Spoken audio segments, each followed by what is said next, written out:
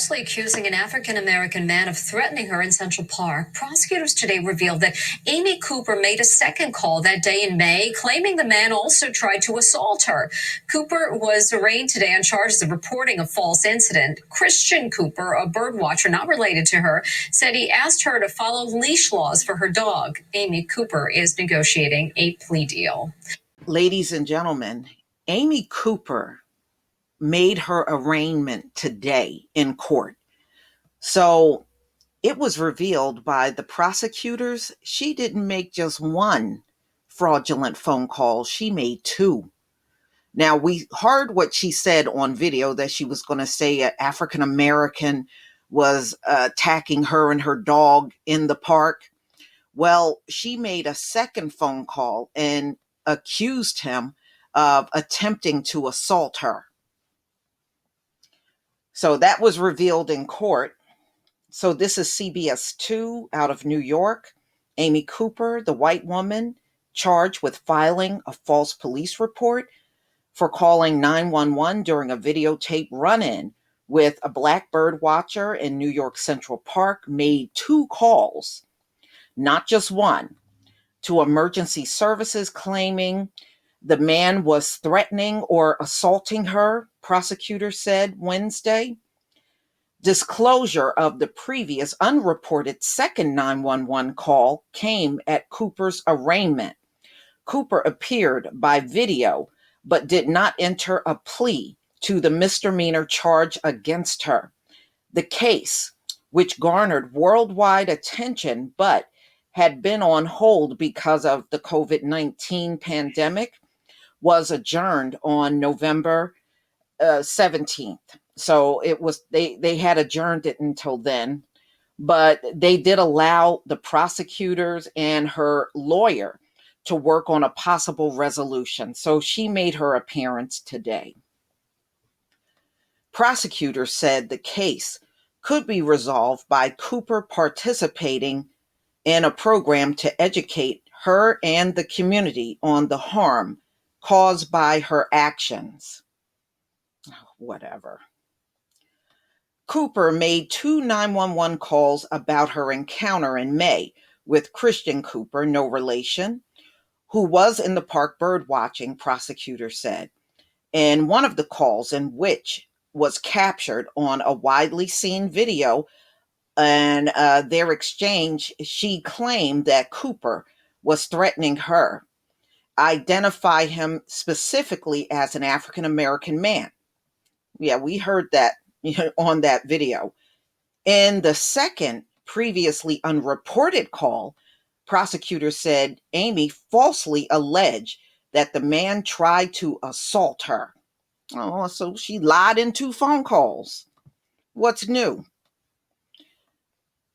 Using the police in a way that is both racially offensive and designed to intimidate is something that can't be ignored. Therefore, we charged her, said Assistant District Attorney Joan Azuzi Orban, whose name high-profile prosecution sent disgraced Hollywood producer Harvey Weinstein to prison in March for rape. Okay, Azuzi Orban did not go into detail on what actions Cooper might be required to take, but said the 40-year-old former investment portfolio manager would have to take responsibilities for her actions. The range of options would include some type of racial sensitivity training. Look, you cannot desensitize racism out of a person. What a waste. Or a public awareness campaign. The criminal process can be an opportunity for introspection and education. In the statement, Manhattan District Attorney Cyrus Vance Jr. said his office will pursue a resolution of this case, which holds Ms. Cooper accountable while healing our community, restoring justice, and deterring others from perpetuating this racist practice. Well, this racist practice has been going on for 5 centuries. Okay, woo, you should have done this a long time ago. But this racial sensitivity, please, it's a bunch of nonsense. Racial sensitivity classes, man, y'all need to save your taxpayer money for real. If Amy Cooper walk in that class of racists, I promise you she's going to walk out of that class as a racist. Cooper drew widespread condemnation and was fired from her job as an investment firm, Franklin Templeton, after her encounter with Christian Cooper, who had confronted her for walking her dog without a leash. On the video he recorded of their exchange, he sounded calm and appeared to keep a safe distance from her. In the video posted on social media, he said her Cocker Spaniel was tearing through the plantings and a ramble in a secluded section of Central Park popular with bird watchers, and told her she should go to another part of the park. When she refused, she pulled her dog out treats, causing her to scream at him and not to come near her dog. Amy Cooper also wanted him she would summons the, she also warned him she would summons the police unless he stopped recording. I'm going to tell them there's an African American man threatening my life, Amy Cooper is heard saying on the video as she pulls down her face mask and struggle to control her dog. Please call the cops, said Christian Cooper. There's an African American man. I'm in Central Park. He is recording me and threatening myself and my dog. Please send cops immediately, she said during the 911 call before the recording stopped. A 911 dispatcher provided prosecutors with a sworn affidavit regarding the calls. Police said that by the time the officers responded, both Amy Cooper and Christian Cooper were gone.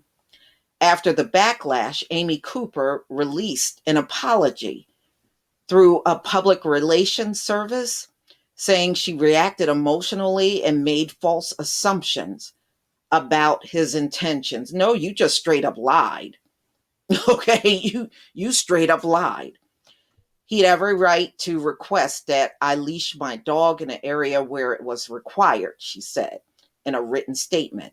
I am well aware of the pain and the misassumptions and insensitive statements about race cause, and would never have imagined that I would be involved in this type of incident that occurred with Chris. No, you just got caught, honey. That's really what it's all about. And I wouldn't doubt that you've done similar things to Black people before. I bet you she have. All right. So Amy Cooper 911 call, which happened the same day that George Floyd died in Minneapolis. Police custody was seen by many as a stark example of everyday racism and fueled outrage in a period that led up to the street protests sparked by Floyd's death. Also inspired New York lawmakers in June to pass a law that make it easier under the civil rights law to sue individuals who call the police on someone without reason because of their background, including race and national origin. Well, that should be law of the land, not just state by state. Cooper was charged under the existing false report law that has long been on the books and doesn't reference race. Fortunately, no one was injured or killed in the response to Miss Cooper's hoax, said Vance. Well, ladies and gentlemen, Amy Cooper is getting what she deserves, but we know as I'm speaking, there's someone in this country doing this very thing right now, making a fake phone call on a Black person. That is very commonplace in America. And this goes on because they haven't done anything about this. You can still go be in certain states that don't have these laws in place and do this all you want, all day and all night. And the punishment is really little to non existent when they do these sort of things. At the end of the day, all this court proceedings and stuff, Amy Cooper is going to get off easy. Trust me on this one. Please leave your comment and subscribe. Don't forget to hit on the notification bell, and I'll see you on the next video. Peace, family.